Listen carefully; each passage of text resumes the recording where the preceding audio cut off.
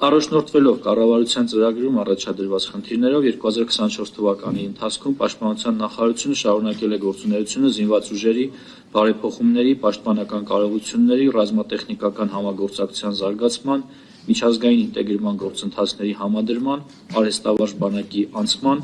ռազմական կրթության, ռեսուրսների համալրման, սոցիալական ապահովման և այլ ուղղություններով։ Չնայած հրադադարի ռեժիմի խախտման դեպքերի մասին ադրբեջանական կողմի ժամանակ առ ժամանակ տարածած տեղեկությունների ընդհանուր առմամբ ամբողջ տարվա ընթացքում պահպանվել է հարաբերական կայուն օպերատիվ իրադրություն։ Հայաստանի Հանրապետության զինված ուժերում արմատական համակարգային բարեփոխումների իրականացման հիմնական ուղենիշների սահմանման նպատակով 2024 թվականի ընթացքում մշակվել, հավանության է արժանացել և հրապարակվել է բանակի կերպափոխման հայեցակարգը։ Մշակվել է նաև հայեցակարգից բխող գործողությունների ծրագիրը, ամբողջացում է հայեցակարգով սահմանված հանրայնացման ոչ ենթակա կերպափոխման գործընթացի բաղադրիչով բովանդակային նկարագրության մշակման աշխատանքները։ Ռազմատեխնիկական համագործակցության ուղղությունների բազմազանեցման արդյունքում սպառազինության և ռազմական տեխնիկայի արդիականացման և նոր նմուշների ձեռքբերման նպատակով կնքվել են սպառազինության և ռազմական տեխնիկայի միջոցների մատակարարման պայմանագրեր մի շարք ռեզիդենտ և ոչ ռեզիդենտ ընկերությունների հետ, շարունակվել են ինժեներական ամրաշինական աշխատանքները, իրականացվել են մշտական տեղակայման վայրերի կառուցման, վերանորոգման աշխատանքներ։ Եվրոպայում ԱՄՆ ցամաքային զորքերի հրամանատարության հետ համատեղ Հայաստանի Հանրապետությունում պլանավորվել և անցկացվել է արծիվ գործընկեր զորավարժությունը։ Շարունակվել է գործընկերային պաշտպանական համագործակցությունը Հունաստանի, ԱՄՆ-ի, Ֆրանսիայի, Վրաստանի, Հնդկաստանի, Ղազախստանի և այլ երկրների հետ ամենամյա երկկողմ պլանների շրջանակներում։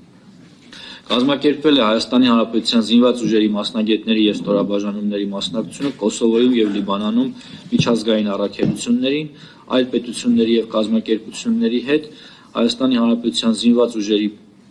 փոխգործունակության մակարդակը բարձրացնելու ուղղությամբ ՀՀ զինված ուժերի ստորաբաժանումները և խմբերը մասնակցել են 7 զորավարժությունների և վարժանքների։ Շարունակվել է զինծառայողների ատեստավորման գործընթացը, որին մասնակցել է շուրջ 13500 զինծառայող։ Ատեստավորմանը մասնակցած զինծառայողների 57%-ը ստացել է դրական գնահատական։ Ատեստավորման արդյունքներով զինծառայողների ընդհանուր դրամական բավարարումն ավելացել է 205,000-ից մինչև 470,000 դրամով։ Զինվորական ծառայության և զինծառայողի կարգավիճակի մասին Հայաստանի Հանրապետության օրենքում կատարված լրացումներով ամրագրվել է երկարամյա ծառայության զինվորական կենսաթոշակ ստացող և պայմանագրային զինվորական ծառայության անցնելու ցանկություն հայտնած քաղաքացիների զինվորական կենսաթոշակ ստանալու իրավունքի պահպանումը Հայաստանի Հանրապետության Պաշտպանության նախարարի հրամանով սահմանված զորամասերում պայմանագրային զինվորական ծառայության ընդունվելու և ոչ ավելի քան փոխգնդապետ կոչումային դասակարգմամբ զինվորական պաշտոնի նշանակելու դեպքում։ Արհեստավարժ սերժանտների ինստիտուտի կայացման նպատակով նախաձեռնվել է օրենսդրական անհրաժեշտ փոփոխությունների փաթեթի մշակում, մեկնարկել են կորպուսի սերժանտների 8-ամսյա ծրագիրը և բրիգադների սերժանտների պատրաստման 6-ամսյա դասընթացը։ Որպես լրացում նշեմ, որ սույն թվականի մարտի 25-ին տեղի կունենա առաջին սերժանտների կոչումների շնորհման արարողությունը, որով և կտրվի մեկնարկը պրոֆեսիոնալ անձնակազմի մուտքը զինված ուժեր։ Զինված ուժերում մարտական պատրաստության գործընթացների վերանայման շրջանակներում աշխատանքներ են տարվել հրահանգիչների ինստիտուտի կայացման ուղղությամբ, իրականացվել է կրակային և մարտավարական պատրաստության հրահանգիչների պատրաստում։ Շարունակվել է ժամկետային պարտադիր զինվորական ծառայությունից պայմանագրային զինվորական ծառայության ներգրավելու պաշտպան հայրենյաց ծրագիրը։ Սրա թվերի մասին փակ մասում կխոսեմ։ Պահեստազորային պատրաստության համակարգի կատարելագործման համատեքստում ընդլայնվել է վարժական հավաքների անցկացման շրջանակը, ընդգրկվելով մի քանի անգամ ավելի պահեստազորայիններ, կազմավորվել է տարածքային պաշտպանության զորքերի հրամանատարությունը և հաստատվել է դրա կանոնադրությունը, գործողության մեջ են դրվել տարածքային պաշտպանության ստորաբաժանումների հաստիքացուցակները և հաստիքային հաշվեցուցակները։ Զինված ուժերում կանանց ներգրավվածության մակարդակի բարձրացման նպատակով կատարված բարեփոխումների արդյունքում որպես առանձին ստորաբաժանում կազմավորված կանանց գումարտակում այս պահին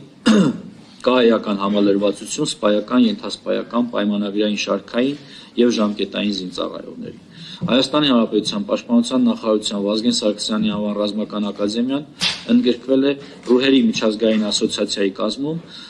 եւ ռազմական ակադեմիայի առաջին կուրսի ընդունվածների թիվը 2023 թվականի համեմատ էապես աճել է։ Մատչելի բնակարան պետական նպատակային ծրագրի շրջանակներում հիպոթեկային վարկավորման միջոցով բնակարան կամ բնակելի տուն ձեռք բերելու նպատակով 2024 թվականի ծրագրում առաջնահերթությամբ ընդգրկվել է 172 զինծառայող, ևս 328-ը ընդգրկվել է վիճակահանության արդյունքներով։